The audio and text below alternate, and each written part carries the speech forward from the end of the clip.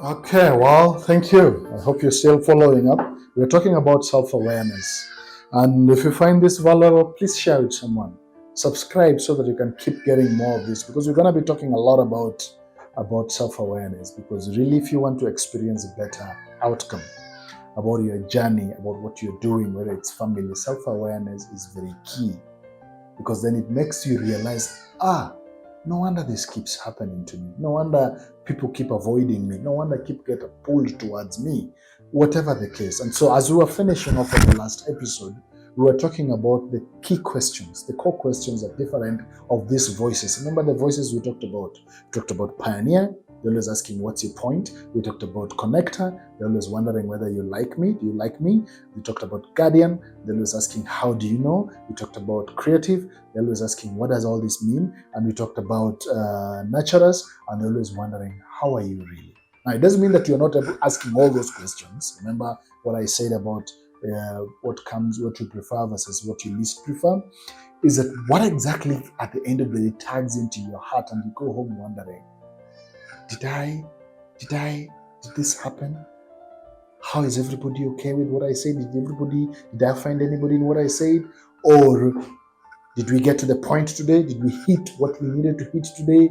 Or did everybody prove themselves that they really were doing the right thing? Whichever it is. And you can then be able to learn. Because, and as we go through this, I want you to pay attention to this, that really the things to remember is that you are going to be reflecting the voices, these 5 voices: pioneer, guardian, nurturer, creative, connector. They reflects nurture, nature, and choice. It's a reflection of that. It's a combination of all that. The way you are, your DNA, your type, the way you're wired, your narrative, the things you've gone through, your experiences, and the choices you make. And so, combination of all that, it's reflected by how people experience you. And so some people might experience it like you have a tendency of this. You have these tendencies more than these tendencies. You tend to show up like this. And we each have a part of all these voices. I've said that already. There's some moments that you might come out as a pioneer. There's some moments you might come out as a connector. There's some moments you might come out as a guardian. But there's your foundation or your preferred. Your preferred. The one that you're like, give it, if you were not to bother about anything and just pay everybody else to do the other things, you will just stick to that.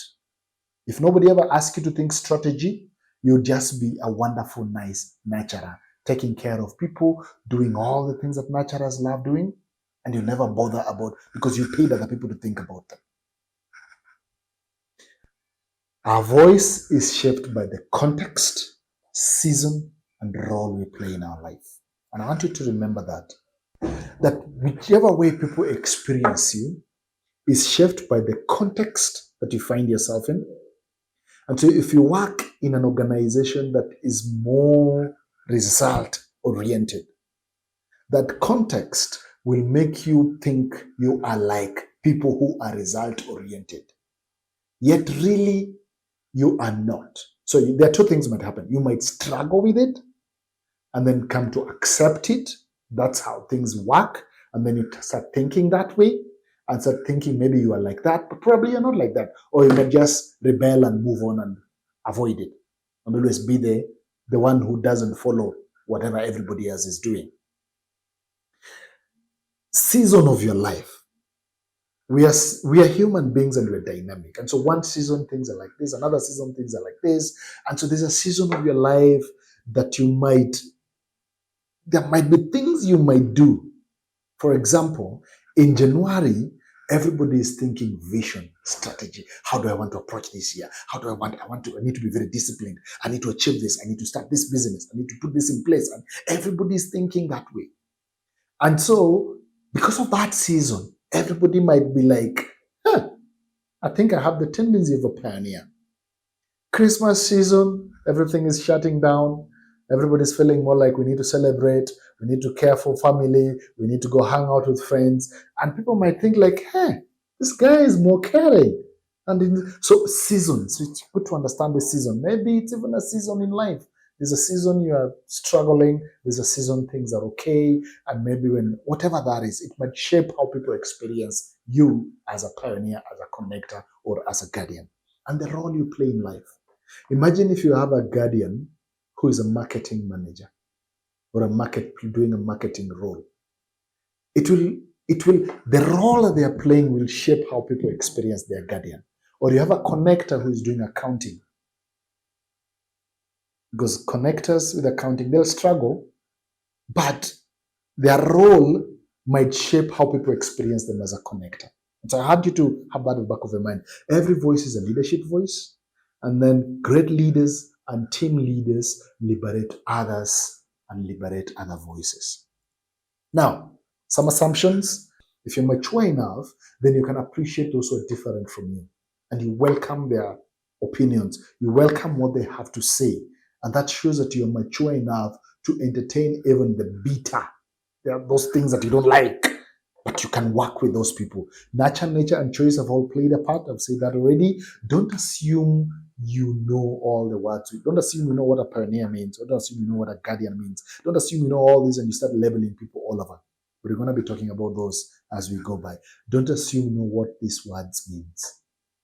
Don't assume you know what your friend's voice is until maybe you tell them to try it out and see and test them. So, I want us to start it. And we're going to start with one, and then going forward, we'll describe the rest. Now, I want us to start with the nurturers. And I want you to listen to me carefully. And after that, in a scale of 1 to 10, if I describe you, if what I've said describes you, then you can give yourself fully, like, man, you just described me fully. Give yourself a 10. If the things I'm going to say, you go like, what? I haven't struggled with those people. I don't even know how they live. I wonder, they even waste my time always. Give yourself a 1. If you're in between there, like, yeah, I have some of those make sense, some of those don't make sense. Yeah. Give yourself in between based on how many of those make sense and how many doesn't make sense. So I hope you're together at that. So 1, nurturer. We start with that. Champion of people, relational harmony, and values. Nurturers, in most cases, they're seen as nice people. They value people, they value harmony. For them, values are very key. We are caring for each other. We are loving on each other. They always wonder how an organization will react to new ideas. They always wonder, hey, this idea, some people may be offended. And for them, it's about people. People will be offended. Some people will not like what we are saying. Hey, this will hurt someone. They defend values, and people will always come before profit. For them, it's important that we think about people before we think about these other things. Because at the end of the day, people are important. They function as the relational oil within a team. They're the ones who will always calm people down. They're the ones who always, how are you? I know this person said something. It's okay. He just keeps talking. But I don't think he meant it really. It's okay. You are very important in this team. So they're the ones who will go to make sure that people are okay. They're always the one who was always asking, has this really been thought through? Has this really been thought through? Because they know if you're going to make a decision, it's going to hurt people. There'll be one left mopping after people have been hurt. They'll be the one trying to care for everybody. And so they ask, when a decision is being made and they know it's going to affect people, they'll ask the question, has this really been thought through? As in, is this it? Or is there any other option? They take genuine delight in celebrating the achievements of others. Nurturers can celebrate you. They can plan a big party for you. But for them, they don't like being celebrated. They want to hide. They want to be insignificant. But for you, they can plan the biggest party ever for you. They like working behind the scene. They are natural team players. Love the idea of teams, putting teams together, making sure everybody in the team feeling they belong, making sure everybody in the team appreciated, and all these things. They can become overly resistant to change, demonstrating passive-aggressive tendencies. They're like, yeah, if that's what you want, it's okay. It's okay. And then they become very transactional. But really, they're not in. They're not fully in. But since they don't want to tell you no, so they just come because they don't want to tell you no. So they just come for the meeting. But because really they don't want conflict.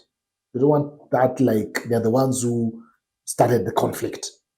Nuh-uh. So for the sake of harmony, they will show up, but they're really not in. They rarely value the contributions they make. A nurturer will really, will not, they will struggle to value their contribution. They're the ones who might be saying something and say, no, maybe I'm wrong. I don't know, maybe I'm wrong. And they'll always be like, you're like, no, you have a point. Why are you saying you're wrong?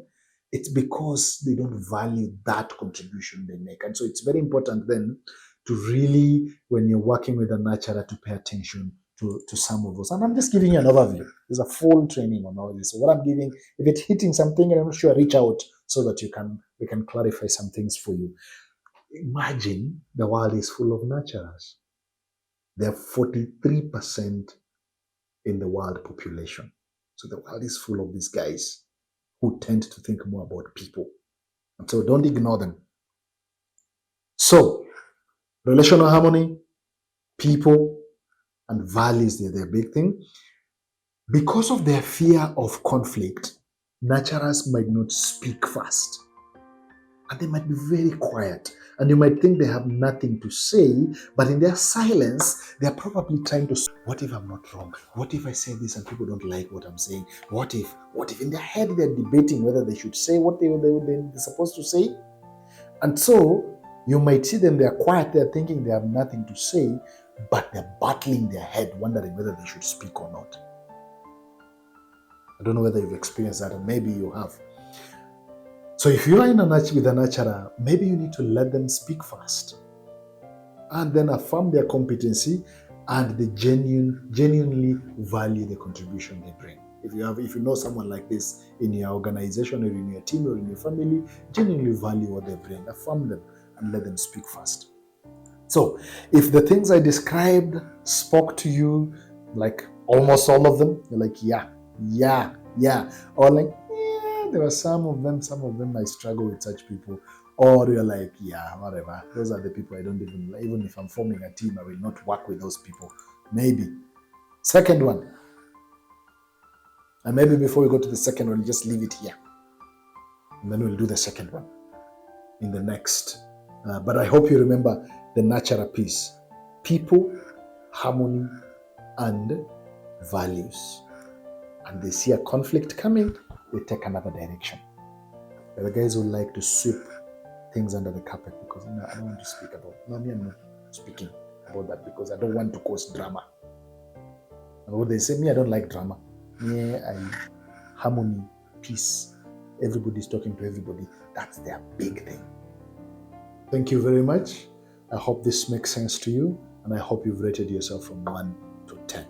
Thank you.